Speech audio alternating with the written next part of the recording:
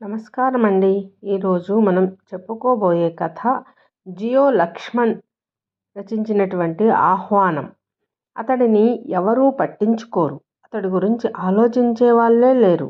నిజం చెప్పాలంటే లక్షలు కోట్లు సంపాదించిన వాడే చివరకు కూలీగా మారిపోయాడు. అనాథగా మిగిలాడు. కానీ ఊరంతా ఆశ్చర్యపోయేలా ఎవ్వరూ చేయలేని పని ఒక్కటి చేశాడతను. అందుకే అతడు జీవన్మృతుడు. ఇంతకీ ఏం చేశాడతను? ఎందుకు అలా జీవోత్సవంలా బతుకుతున్నాడు? తెలుసుకోవాలంటే కథ మొత్తం స్కిప్ చేయకుండా వినండి. కింగ్ జార్జ్ ఆసుపత్రి లోపలికి ప్రవేశించాడు చింతామణి. పెద్ద పెద్ద గేట్లు, రాతి భవనాలు, అక్కడక్కడ రావి మర్రి చెట్ల మీద కాకులు. ఆసుపత్రి లోపలి రోడ్డు మీద హడావిడిగా మనుషులు, డాక్టర్లు, నర్సులు, పేషెంట్లు, అంబులెన్సులు, చక్రాల కుర్చీలు, మరోపక్క ఆటోలు, కార్లు, స్కూటర్లు. గాలి వీస్తోంది. ఫినాయిల్ కంపు, డెటాల్ వాసన. వార్డుల చిక్కాల్లోంచి రోగులు కనిపిస్తున్నారు. అందులో అతడికి ఎవరూ బంధువులు కారు, స్నేహితులు కారు. ఎందుకో ఆసుపత్రిని తన బాహువుల్లో బంధించి అతడిని ముద్దాడాలని అనిపించింది. చింతామణికి అంతకుముందు ఆ ఆలోచన కలగలేదు. అప్పటికప్పుడు ఆ వాతావరణ స్ఫూర్తితో వచ్చింది. ఒక ఫ్లయింగ్ కిస్ ఇచ్చాడు. ఆసుపత్రి అంటే చింతామణికి పడదు. తన జీవితంలో పెద్ద ఆసుపత్రికి వచ్చింది 2 సార్లే. మొదటి పెళ్ళాం చచ్చిపోయినప్పుడు. ఇదిగో ఇప్పుడు రెండోసారి. ఈ ప్రత్యేక సందర్భంలో వచ్చాడు. ఆసుపత్రి మీద అప్పుడున్న కోపం ఇప్పుడు పోయింది. ఒక విచిత్రమైన ప్రేమ పుట్టుకొచ్చింది.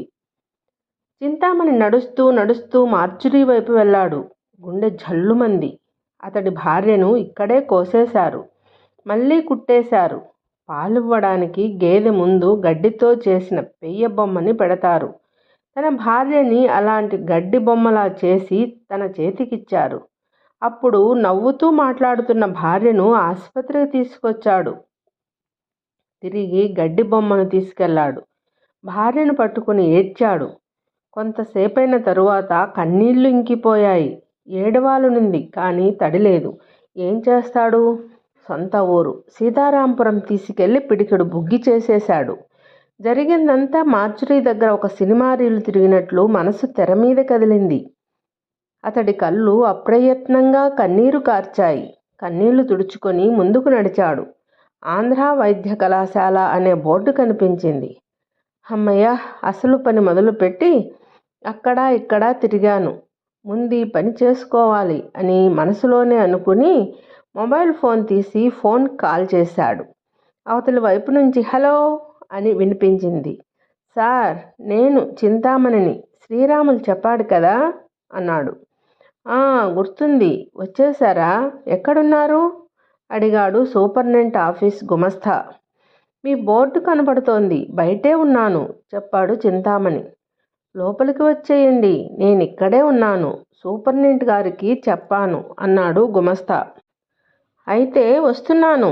ఫోన్ కట్ చేసి గబగబా నడుచుకుంటూ వైద్య కళాశాల లోపలికి వెళ్ళాడు చింతామణి. ఇక్కడ సంతకం పెట్టండి.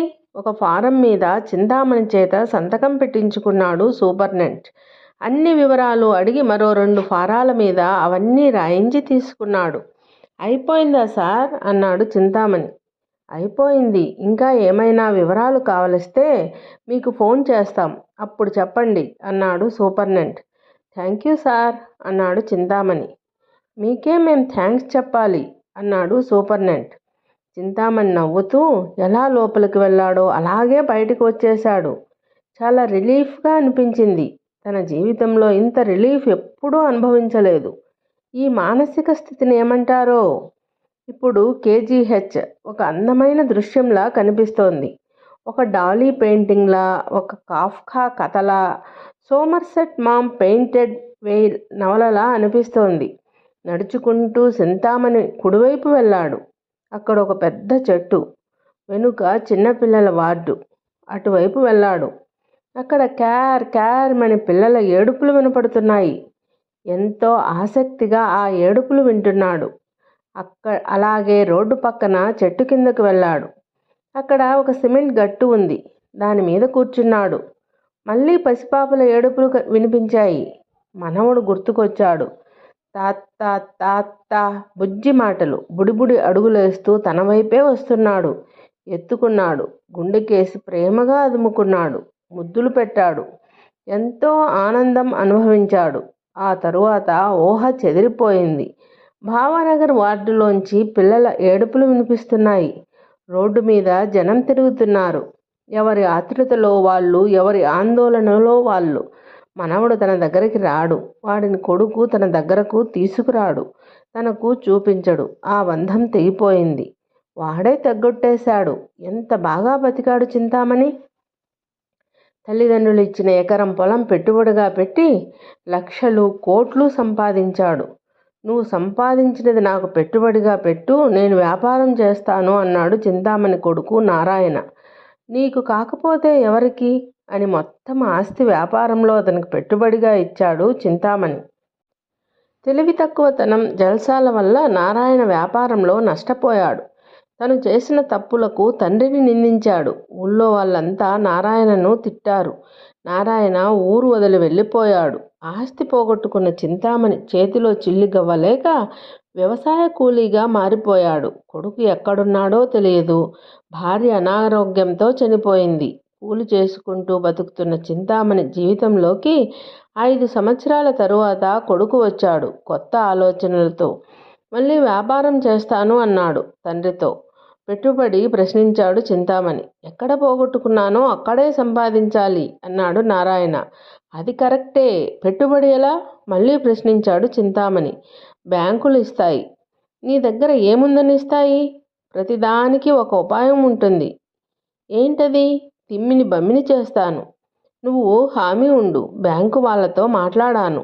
నీ పరపతి ఉపయోగిస్తాను. నాకేం పరపతి ఉంది? నేనిప్పుడు వ్యవసాయ కూలిని. పర్వాలేదు, అదంతా నేను చూసుకుంటాను. పోయిన డబ్బు మళ్ళీ సంపాదిస్తాను చూడు అన్నాడు పట్టుదలగా. నీ ఇష్టం అన్నాడు చింతామణి. ఇక కథ నడిపించాడు నారాయణ.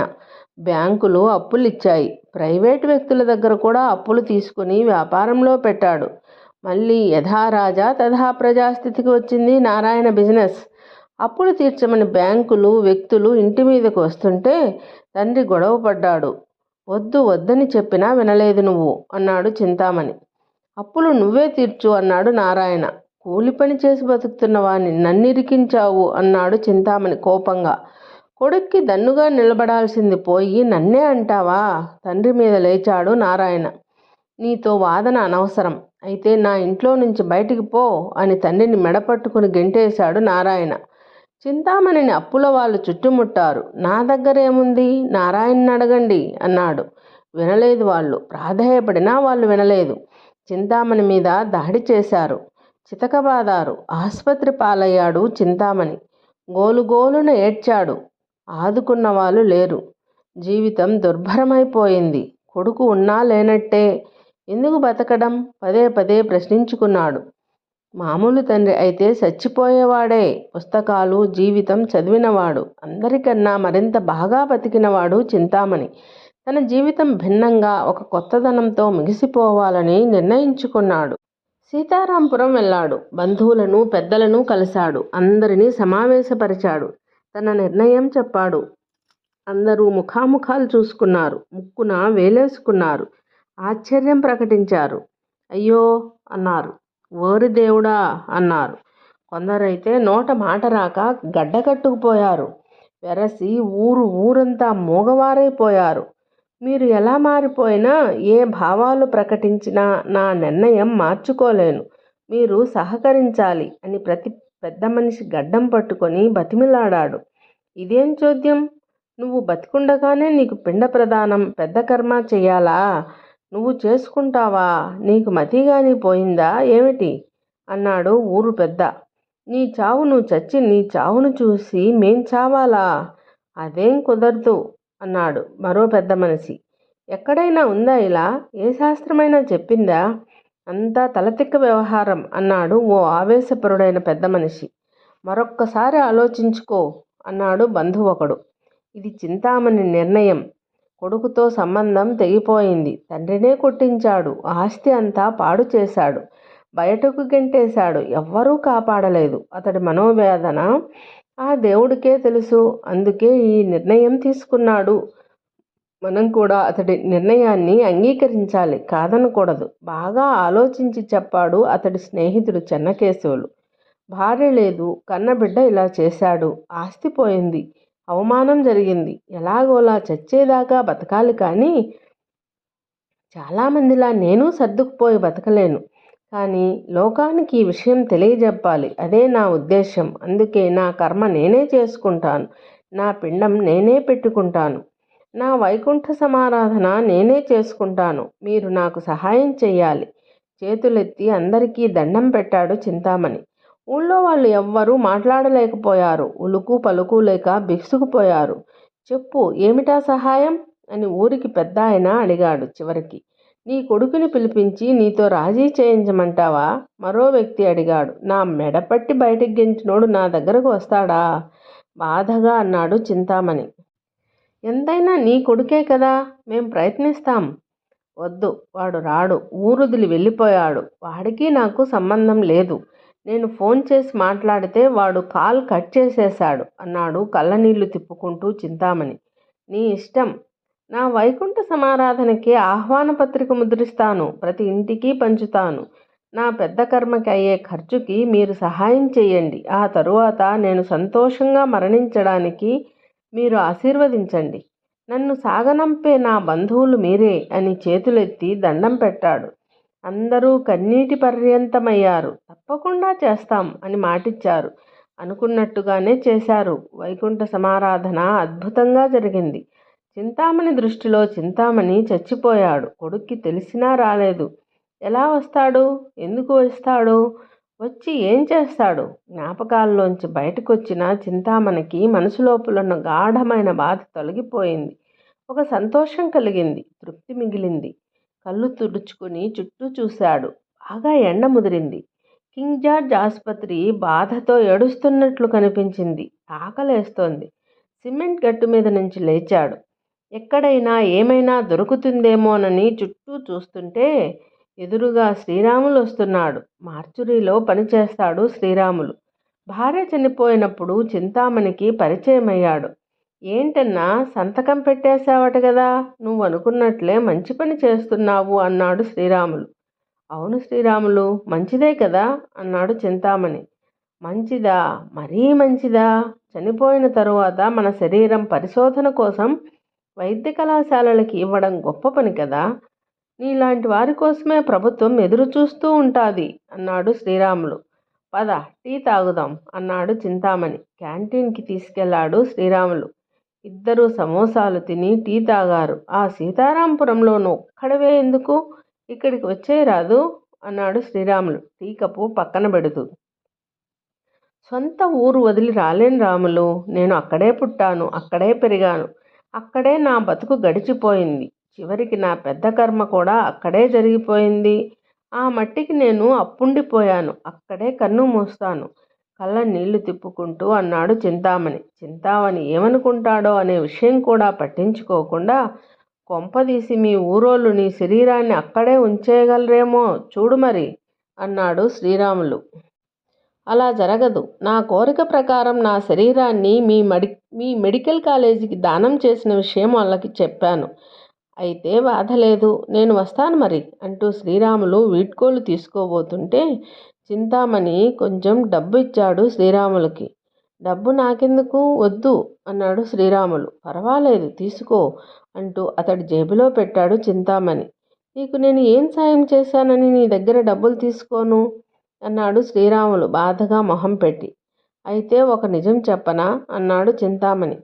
చెప్పు. నా డెడ్ బాడీ ఇక్కడికి వచ్చినప్పుడు దానిని నువ్వు జాగ్రత్తగా చూసుకోవాలి. ఐసు పెట్టెలో జాగ్రత్తగా పెట్టాలి. బొద్దింకలు అవి రాకుండా చూసుకోవాలి. జాగ్రత్తగా కాలేజీకి అప్పజెప్పాలి. కిడ్నీలు అవి అమ్ముకోకూడదు అన్నాడు నవ్వుతూ చింతామణి. నీకు నవ్వెలాగా వస్తుందన్నా? శ్రీరాములు షాక్ అయ్యాడు. అదంతేలే, ఆరిపోయే దీపం వెలుగు వైరాగ్యంగా నవ్వాడు చింతామణి. అన్నీ నేను చూసుకుంటాను, నువ్వు మీ ఊరెళ్ళు. డ్యూటీకి టైం అవుతోంది, వస్తాను అంటూ వెళ్ళిపోయాడు శ్రీరాములు. చింతామణి కేజీహెచ్ కేసు చూస్తూ మళ్ళీ కలుస్తా, అయితే సజీవంగా కాదు. నాకు తెలుసు నువ్వెలా రప్పించుకుంటావో అనుకుంటూ బయలుదేరిపోయాడు. కొన్ని సంవత్సరాల తరువాత ఒకరోజు సీతారాంపురంలో ఉన్న చింతామణి స్నేహితుడికి ఫోనొచ్చింది. ఆ నంబర్ చింతామణే ఇచ్చాడు. చింతామణి బతికే ఉన్నారా అని అడిగారు. ఎవరు ఫోన్ చేశారో తెలియదు. చింతామణి బతికే ఉన్నాడు. ఎవరు మీరు అనేలోపు ఫోన్ కట్ అయిపోయింది. ఆ విషయం చింతామణి స్నేహితుడు చింతామణికి చెప్పలేదు.